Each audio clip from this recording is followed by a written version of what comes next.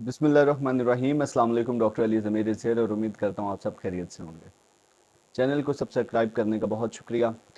आज सुबह एक दोस्त से रब्ता हुआ तो जिन्होंने बताया कि उनकी बेटी को सीलिएक डिजीज़ है। तो उन्होंने मुझे कहा कि यार मुझे इसकी समझ नहीं आ रही, तो डॉक्टर साहब आप कोई वीडियो इस पर बनाएं, सीलिएक डिजीज़ है क्या और इसमें क्या क्या सिम्टम्स हैं, और अब डायग्नोज तो हो गई तो उसमें मज़ीद क्या करना चाहिए। तो सबसे पहले देखते हैं सीलिएक डिजीज़ है क्या। सीलिएक डिजीज़ आपके डाइजेस्टिव सिस्टम की एक बहुत ही कॉमन डिजीज़ है और बच्चों में आजकल बहुत आम है। हमारे खाने में एक प्रोटीन होती है जिसको ग्लूटन कहते हैं। ये आप देखें कि गंदम का आटा जो है, गंदम में ग्लूटन बहुत ज़्यादा होती है, तो गंदम का आटा जो है वो जब रोटी पकती है तो वो टूटती कहीं से नहीं है, वो जुड़ी होती है, उसके किनारे गोल होते हैं। उसकी वजह क्या है कि उस आटे में ग्लूटन बहुत ज़्यादा है। ग्लूटन जो है एक प्रोटीन है जिसमें एडहेसिव क्वालिटीज़ होती हैं, जोड़ने की क्वालिटीज़ को। गंदम का आटा उसमें रोटी जो है वो बिल्कुल प्लेन होती है और वो कहीं से किनारा टूटा नहीं होता, जबकि इसके बरक्स आप मकई की रोटी देखें तो वो जगह जगह से उसका किनारा टूटा होता है। फिर उसमें जो है ना कुछ ख़वातीन जो है वो अंडे डालती हैं ताकि जो है वो ये किनारे इसके जुड़े रहें, रोटी जो है ना टूटे ना। तो वो भी एक प्रोटीन है और देखा जाए तो वो भी एक तरह से ग्लूटन डाली जाती है। जैसे ग्लूटेन जिस्म में दाखिल होता है तो हमारा इम्यून सिस्टम ऐसा करता है कि उसके ऊपर अटैक कर देता है। ये एक ऑटोम्यून डिजीज़ है। यानी इसमें भी देखिए, जैसे मैंने पहले बताया ऑटोम्यून डिजीज़ का पिछले वीडियोस में, तो ये भी एक ऑटोम्यून डिजीज़ है कि इसमें जैसे रूमाटाइड अर्थराइटिस की वीडियो, उसका लिंक डिस्क्रिप्शन में है, वो भी ज़रूर देखें।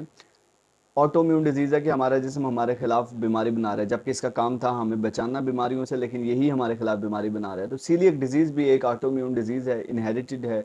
और ये डिजीज़ भी ऐसी है कि इसमें हमारा इम्यून सिस्टम ग्लूटन पे अटैक कर देता है।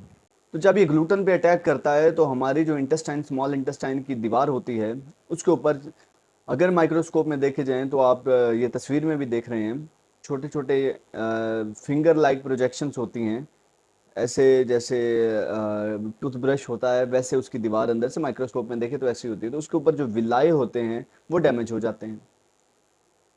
तो ये परमानेंट डैमेज है, वो एक दफ़ा सीलिएक डिजीज़ होती है तो वो विलाए डैमेज हो जाते हैं। अब विलाए का काम क्या है, असल में जब पेरिस्टाल्टिक मूवमेंट होती है, जब आंत की हरकत होती है तो खुराक को पीछे से वो आगे को धकेलता है, तो ये विलाए का काम है। लेकिन अब चूंकि विलाए काम नहीं कर रहे तो वो डैमेज हो चुके हैं, वो ख़त्म हो चुके हैं, तो उसकी जगह पर अब नॉर्मल से सरफेस बन जाती है।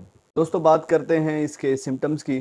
तो सबसे कॉमन सिम्टम ये है कि स्टमक पेन होता है, पेट में शदीद दर्द होता है पेशेंट को। जब भी वो ख़ास तौर पर खाना खाने के बाद, रोटी खाने के बाद उस पेशेंट को दर्द होना शुरू हो जाता है। फिर ये है कि मैदा हर वक्त भारी भारी रहता है, गैस रहती है, कॉन्स्टिपेशन हो सकती है, इवन कुछ में डायरिया होता है लेकिन ये बहुत कम रेशो पे, लेकिन ज़्यादातर को ये कॉन्स्टिपेशन होती है।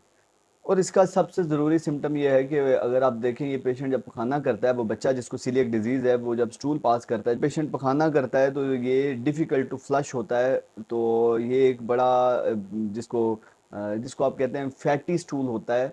इसके फैटी स्टूल में फैट्स बहुत ज़्यादा होती हैं तो डिफ़िकल्ट टू फ्लश होता है। उसके अलावा इन पेशेंट में एनीमिया भी होता है। अब चूँकि खाना हज़म नहीं हो रहा ठीक तरीके से और चूँकि अब वो जिस्म की जितनी ज़रूरत है वो पूरी नहीं हो रही, खून की कमी हो जाती है, हड्डियाँ कमज़ोर हो जाती हैं, और इसमें बोन्स जो है ना वो इतनी कमज़ोर हो जाती है कि इसमें ग्रोथ बड़ी मैटर करती है। जो पेशेंट बच्चा सीलिएक डिजीज़ के साथ है उसकी ग्रोथ बहुत स्लो हो जाती है, तो उसकी जो है ना ग्रोथ डिस्टर्ब होती है। फिर जब ये बच्चे बड़े होते हैं, और फिर ख़ास तौर पे फीमेल्स में एक बहुत कॉमन है, तो ये जब बच्चे बड़े होते हैं तो इनमें सबसे बड़ा इशू जो है ना वो मेंस्ट्रुएशन डिस्टर्बेंस होती है, हार्मोनल चेंजेस आ जाते हैं, और फिर ये है कि ये फ्यूचर में ये परेशानियाँ बनती हैं।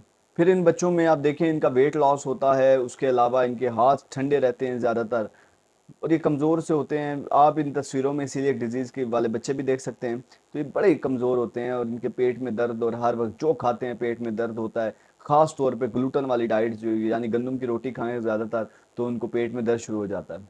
अब सीलिएक डिजीज़ की तशख़ीस कैसे होगी, तो सबसे पहले तो इन बच्चों में मिनरल्स और विटामिन्स को देखा जाता है और इलेक्ट्रोलाइट्स को देखा जाता है, तो वो बड़े डिस्टर्ब होते हैं। मिनरल्स और विटामिन्स बहुत कम होते हैं क्योंकि खुराक हज़म नहीं हो पा रही।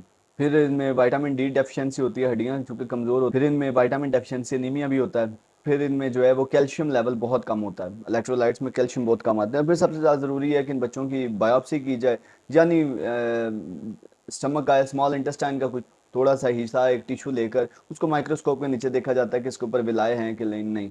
तो वो विलाए चूँकि डैमेज हो जाते हैं तो पता चल जाता है कि बच्चे को सीलिएक डिजीज़ है। फिर इसमें दो टेस्ट बहुत ज़रूरी हैं, टीटीजी आईजीए है और आईजीए एंटीबॉडीज़ हैं।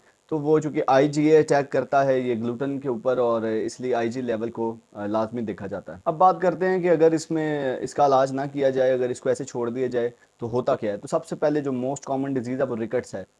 हड्डियाँ इतनी कमज़ोर हो जाती हैं कि बाजू की हड्डियाँ टेढ़ी हो जाती हैं, और उसके अलावा जो है ना, मतलब विटामिन डी डेफिशिएंसी होगी तो हड्डियाँ कमज़ोर हो गई। बच्चा अगर खेलते खेलते गिर भी जाए तो उसको इतने से चोट पे भी फ्रैक्चर हो सकता है। इन बच्चों के दांत बहुत ख़राब होते हैं। अगर इनके दांत देखें तो दांत के सबसे बाहर जो लेयर होती है उसको इनेमल कहते हैं। तो इनेमल जो है इनका वो ख़त्म हो जाता है, या इनेमल जो है वो टूट जाता है, क्रैक्स आ जाते हैं, इनेमल में डिफेक्ट्स आते हैं। फिर ये है कि ये बच्चे जो हैं वो अक्सर कहते हैं जी मेरे बाजू में दर्द है, मेरी टांगों में दर्द है। तो पेरिफेरल न्यूरोपैथी जो है, पेन इनको होती है, तो ये बहुत ज़्यादा होती है। फिर इन बच्चों की इम्यूनिटी जो है वो भी बहुत डिस्टर्ब होती है, इम्यूनिटी इनमें बहुत कम होती है, चूँकि ऑटो इम्यून डिजीज़ के पेशेंट है। तो मुख्तलिफ इन्फेक्शन और ये चीज़ें इनको चलती रहती हैं। फिर ये है कि ये बच्चे जो हैं वो खाना ठीक से नहीं खा पाते, और फिर ये है कि अगर ये लॉन्ग टर्म चलता रहे तो फिर ये इंटेस्टाइन में अल्सर कर देता है। अल्सरेशन हो जाती है, स्कारिंग हो जाती है इंटेस्टाइन में, अगर ये इसका बाकायदा तौर पर इलाज ना किया जाए। अब बात करते हैं इसके इलाज की। इसके इलाज में बस एक ही चीज़ ज़रूरी है कि ग्लूटेन फ्री डाइट दें। ग्लूटेन फ्री डाइट में मतलब ये है कि उसकी रोटी बिल्कुल बंद कर दें, चावल खा सकते हैं। अब जिस जिस चीज़ में ग्लूटेन है वो नहीं देनी। मुख्तलिफ सूप हैं, मुख्तलिफ ये जो दलिया है या कोई ऐसी चीज़ है वो भी इनको नहीं देनी। जिस चीज़ में भी ग्लूटेन है वो इन बच्चों को नहीं देनी। तो ये मुसलसल ये चीज़ कंटिन्यू रखें तो इसमें ये है कि बड़े बेनिफिशियल ये चीज़ें आती सामने। और इसमें अगर मुसलसल आप ग्लूटेन फ्री डाइट देते रहें तो इसमें बहुत अच्छे रिजल्ट्स हैं इसके। आप गंदम बंद कर दें, बारले बंद कर दें, जिसमें भी ग्लूटेन है वो ग्लूटेन वाली चीज़ें पेशेंट को ना दें, तो काफ़ी ज़्यादा लोग जो है ना इससे रिकवर कर जाते हैं। और बस इतनी सी परहेज़ करने से ये पेशेंट जो है बिल्कुल नॉर्मल लाइफ पे आ जाते हैं। तो ऐसा नहीं है कि ये लाइलाज है, ये इसका यही इलाज है, आप ग्लूटेन फ्री डाइट दें। और फिर ये है कि जो सिम्टम हो रहे हैं, अगर एनीमिया को ट्रीट करें, मुख्तलिफ मिनरल्स और वाइटामिन दें, जैसा कि कैल्शियम या विटामिन D3 है, या मतलब विटामिन ए है। और इसमें जो स्किन के लिए कोई प्रॉब्लम होती है, डर्माटाइटिस होता है, उसको ट्रीट करें, जो सिम्टम्स हैं उनको ट्रीट करें।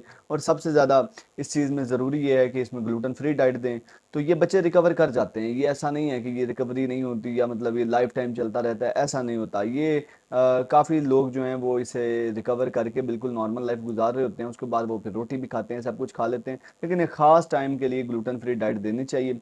और जो है ना इससे बचा जा सकता है। तो ये इतनी खतरनाक बीमारी तो नहीं है जितना परेशान हुआ जाता है इससे।